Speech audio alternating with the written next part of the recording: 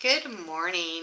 This is Cindy Harding, and today is day 6. So every weekday for the month of October, I'm going to share with you some ideas, some tips, some things that can maybe help you while you're doing multifamily investing and also becoming an operator. So today, my question is, do you give feedback? And where this is super important is with the broker. So when you're first starting out, it's a new relationship with a broker. You talk with them, you do try and find some things that you have in common, but in reality, they really don't know who you are and really what you're looking for. Even when you say, I'm looking in multifamily, you tell them what class, how many units, you give them some ideas of your parameters, but what's really important is that when they do send you listings, that you underwrite them. Now, sometimes it's easy to look at an underwriting or an OM and go, this isn't going to work. I know I can read this information. This is not what we're looking for.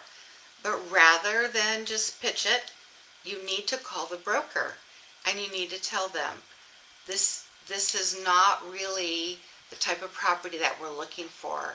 And you get as detailed as possible with what you're interested in purchasing. That will help them to know more of what you are looking for. And then as they come across deals, you'll come to their mind. The more that you talk with them, the more you come to their mind anyway. But brokers want your feedback because this is what happens. You're new, they send you a listing. Honestly, it's probably one that they're not super hopeful on, but they do send it out. And then if you do the underwriting and you decide that it doesn't work for your team and you just throw it away, they never hear from you again. They're really not going to follow up with you. You have to follow up with them. So you have to tell them, I did my research. This part of town is not really where we want to be. We'd rather be, if this was in the south, you'd rather be in the northeast part of town or just wherever you've done your research.